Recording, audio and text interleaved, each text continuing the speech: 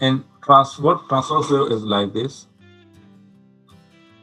In transverse wave, the particle is vibrating perpendicularly to the direction of the motion. Like in this case, the direction is like this, and the particle, this is the particle. So they are vibrating perpendicularly.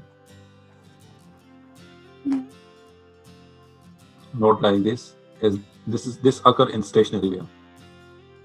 I draw it wrong. Actually, if this is particle, okay, then it will move in this direction like this. Then it will move in this direction. So particles are vibrating at 90 degree to the direction to the. It will move like this, like that, up, down, and it will go to the end. Yeah, it will move up, down. So that's why it is known as progressive wave. Yeah. Later on, we will discuss the progressive wave and stationary wave. Difference between progressive and stationary wave. Okay, so example is electromagnetic wave.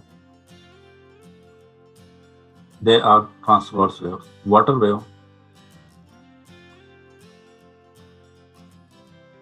wave on string.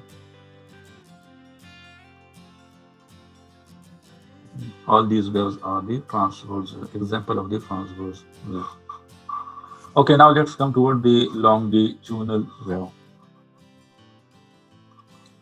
In longitudinal wave, the particle is vibrating parallel to the direction of the motion. Okay, like the particle vibrate like this and will move in this direction.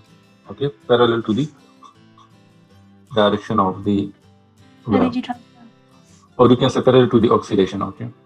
Example is the okay. So in longitudinal wave, at some you can say at some point, yeah, at some distance, you will get particles that are very close to each other. Yeah.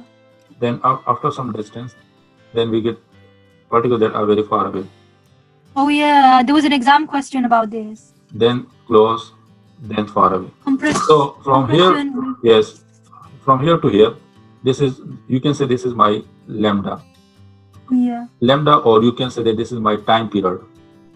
Yeah. Okay. Okay. So this is also known as the compression.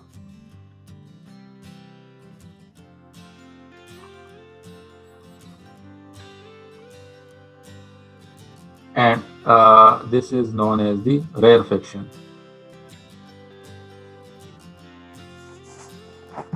Okay, there is one question for you, and that is that why a transverse? Okay, transverse wave can travel in a vacuum. Is that right? Yeah. And longitudinal wave, it's not travel in, it's unable to travel in vacuum. Yeah, it has to travel in medium, like seismic waves. Why? It relies on particles in the medium to transfer the energy. Good. And in vacuum we have no particles.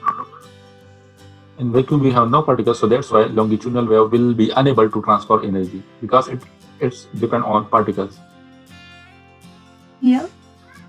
It depends on the particles of the medium. If the particles are very close to each other, then that is compression, then rarefaction. Compression, rarefaction. In medium you have particles and they are like this, uniform space, spread up uniformly. Okay. If you give energy to this particle, or you apply force to this particle, or you speak, okay, when you speak, it means you are giving energy to the environment. So these particle will get compressed. Then it will rarefaction, compression, rarefaction, compression. Okay. So yeah, if you apply force on this particle, then it will move toward this particle. Okay, and this particle will move toward, so it will get compressed. Okay. Then it will rarefaction, then rarefaction will occur, then compression, rarefaction. So in this way, your energy will transmit.